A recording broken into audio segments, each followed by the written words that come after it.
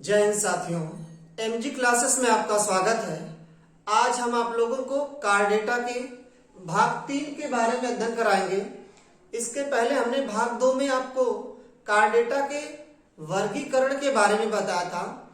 आज हम अगला टॉपिक पढ़ेंगे। इस पे कार्डेटा में जो पहला उपसंग होता है जिसे हम यूरोकार्डेट्स कहते हैं या यूरोकार्डेटा, उसके बारे में अध्ययन करेंगे।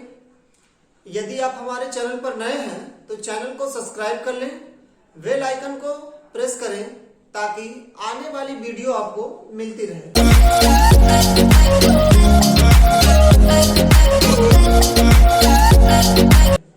चलिए वीडियो को शुरू करते हैं। उपसंग यूरोकार्डेट्स जितने होते हैं, इन सभी यूरोकार्डेटा के सभी सदस्यों को एक नाम दिया जाता है जिसे हम कहते हैं ट्यूनिकेटा। ट्यूनिकेटा इसको नाम दिया जाता है इसलिए क्योंकि इन सदस्यों के जितने भी यूरोकार्डेट होते हैं, उन यूरोकार्डेटा के सदस्यों के बॉडी के ऊपर चारों ओर से एक ट्यूनिसिन नाम का आवरण पाया जाता है। ये ट्यूनिसिन नाम का आवरण होता है, पूरे बॉडी पे ये कवर रहता है। जितने भी यूरोकार्डेट सदस्य हैं, उन सभी यूरोकार्डेट सदस्य के बॉडी के ऊपर चारों ओर से एक ट्यूनिसिन नाम का आवरण होता है जो उसके चारों ओर घिरा होता है, जो कार्बनिक पदार्थ और सेलुलोज से मिलकर बना होता है, जिसे हम ट्यूनिसिन कहते हैं। इसका फार्मूला C6H10O5X होता है। इसीलिए यूरोकार्डेट के सभी सदस्यों को ट्यूनिकेटा नाम दिया जाता है। तो ये पहला इसका मेन जनरल पॉइंट्स है कि जो यूरोकार्डेट होते हैं इन्हें हम ट्यूनिकेटा कहते हैं। इसलिए ट्यूनिकेटा कहा जाता है क्योंकि इन सदस्यों के बॉडी के ऊपर एक ट्यूनिसिन पदार्थ होता है जो सेलुलोज और कार्बनिक पदार्थ से मिलकर बना होता है, जिसका फॉर्मूला होता है C6H10 और O5X होता है। दूसरा इसका जनरल पॉइंट है, इन सदस्यों में नोटोकार्ड इनके टेल में पाई जाती है।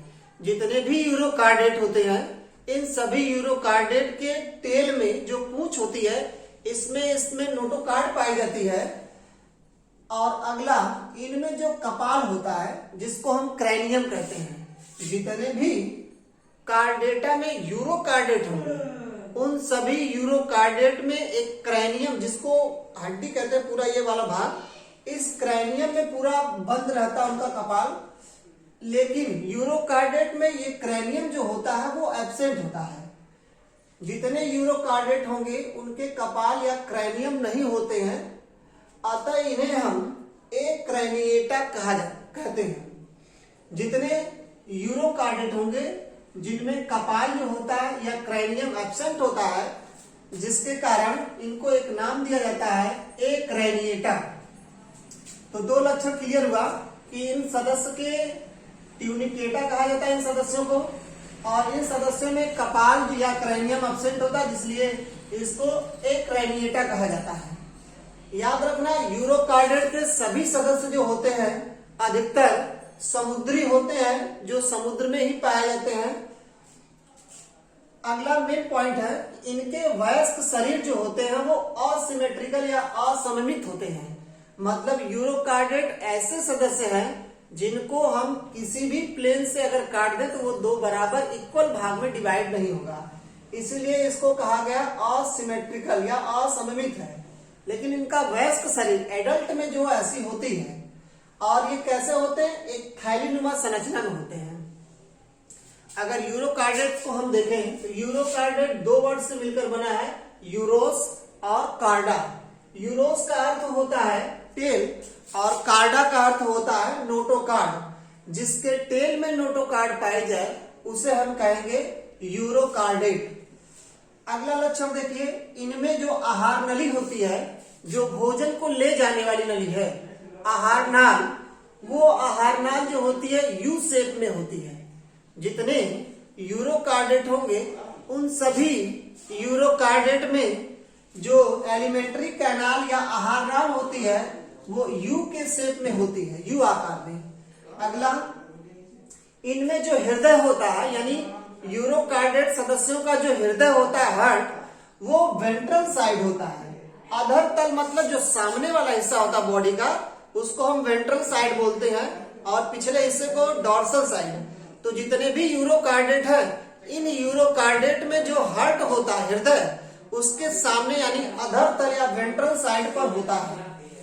अगला, इनमें जो डिंभक बोलते हैं, जिसको लार्वा बोला जाता है, लार्वा से वयस्क के कायांतरण यानी लार्वा से वयस्क बनने की क्रिया को हम मेटामॉर्फोसिस या कायांतरण कहते हैं। जैसे कोई जीव जो लार्वा उत्पन्न करता है यानी उसका भ्रूणी विकास इनडायरेक्ट होगा। तो इनमें क्या होता है कि लार्वा से जब वयस्क बनता है, उस प्रोसेस को हम बोलते हैं मेटामॉर्फोसिस या कायांतरण, जिससे पूंछ के साथ साथ नोटोकॉर्ड और मेरुरज्जु का अधिकांश भाग समाप्त हो जाता है। जैसे ही लार्वा से वयस्क बनता है, तो अधिकतर कुछ यूरोकार्डेट में देखा गया है कि उनमें नोटोकॉर्ड उनके लार्वा में पाई जाती है। लेकिन यहाँ देखा गया कि लार्वा से जब वयस्क बनता है, जिसको मेटामॉर्फोसिस कहते हैं, उसके दौरान अधिकतर जो नोटोकॉर्ड और मेरुरज्जु का भाग होता है, वो यूरोकार्डेट में समाप्त हो जाता है। अगला देखते हैं, इन सदस्यों में जो श्वसन की क्रिया होती है, वो ग्रसनी क्लोम दरारों के द्वारा, जो फरेंजियल गिल स्लिट्स होती है, जिसको ग्रसनी क्लोम दरार बोलते हैं, इन ग्रसनी क्लोम दरारों के द्वारा यूरोकार्डेटा के सभी सदस्य श्वसन की क्रिया करते हैं। अगला है, इनमें जो सर्कुलेटरी सिस्टम यानी परिसंचरण तंत्र होता है, वो बंद प्रकार का होता है, यानी इनमें जो हार्ट से ब्लड जाता है, वो आर्टरी में या वेंस में फ्लो करता है, वो कहीं पर खुला नहीं होता है। इसी को ब्लड जो होता है वो बंद यानी क्लोज टाइप का है। इनमें जो जनन होता है, वो अलैंगिक और लैंगिक विधियों के द्वारा होता है। जितने भी यूरोकार्डेट हैं, इन यूरोकार्डेटा के सदस्यों में जो जनन होता है, वो अलैंगिक और लैंगिक विधियों द्वारा। अधिकतर देखा गया है जो यूरोकार्डेट होते हैं, उनमें अलैंगिक जो होता है, बाय बडिंग, जिसको हम मुकुलन कहते हैं, उस मुकुलन विधि के द्वारा इन यूरोकार्डेट के सदस्यों में अलैंगिक जनन की प्रोसेस होती है। जितने भी यूरोकार्डेट हैं, वो सभी के सभी द्विलिंगी होते हैं। द्विलिंगी या जिसको हम बाइसेक्सुअल कहते हैं। जितने यूरोकार्डेट होते हैं, इन सभी यूरोकार्डेट के सदस्यों को हम बाइसेक्सुअल यानी द्विलिंगी कहते हैं, और इन्हें हम ओवोटेस्टिस कहते हैं। जितने सदस्य होते हैं वो द्विलिंगी हैं, और ओवोटेस्टिस कहते हैं, मतलब इसमें नर मादा एक ही शरीर में तो होते हैं, लेकिन ओवोटेस्टिस होने के कारण मतलब इसका अर्थ होता है कि इनमें नर और मादा में सबसे पहले नर वाला भाग विकसित होता है, यानी नर वाला वृषण भाग विकसित हो रहा है, इसलिए इसको हम ओवोटेस्टिस कहते हैं। इसमें एग्जाम्पल देखेंगे कौन कौन से सदस्य हैं जो यूरोकार्डेट में आते हैं। तो उदाहरण देखिए, हार्डमानिया होता है जो एक यूरोकार्डेट का सदस्य है। साल्पा होता है यूरोकार्डेट का सदस्य। एसिडिया होता है जिसको यूरोकार्डेट का सदस्य कहते हैं। डोलियोलम होता है, ये भी यूरोकार्डेट का सदस्य है। और पाइलोसोमा भी यूरोकार्डेट का सदस्य है। इन तीनों को, जो ये तीनों भाग हैं, इसको हम SAD, जिसको सैड बोलेंगे, शॉर्ट फॉर्म में याद करने की ट्रिक है। सैड याद करेंगे तो यूरोकार्डेट के 3 एग्जाम्पल तैयार होंगे। सैड मैंने यस का मतलब साल्पा, ए का मतलब एसिडिया, डी का मतलब डोलियोलम। तो ये था यूरोकार्डेटा के कुछ मुख्य लक्षण जो आपने इसके बारे में अध्ययन किया। इसके 3 क्लासेस होती हैं, इस उपसर्ग के 3 क्लासेस हैं। इसके अलावा जो हमने कार्डेटा में आपको दूसरा भाग बताया था, सिफाइलोकार्डेट, यूरोकार्डेट के बाद सिफाइलोकार्डेटा बताया, उसके बाद वर्टिब्रेटा।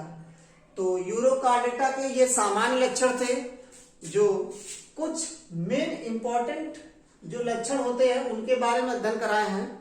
ये बहुत ही इंपॉर्टेंट लक्षण है यूरोकार्डियड्स के, और इसका एग्जाम्पल याद करना है कि कौन कौन से सदस्य होते हैं जो इसमें आते हैं।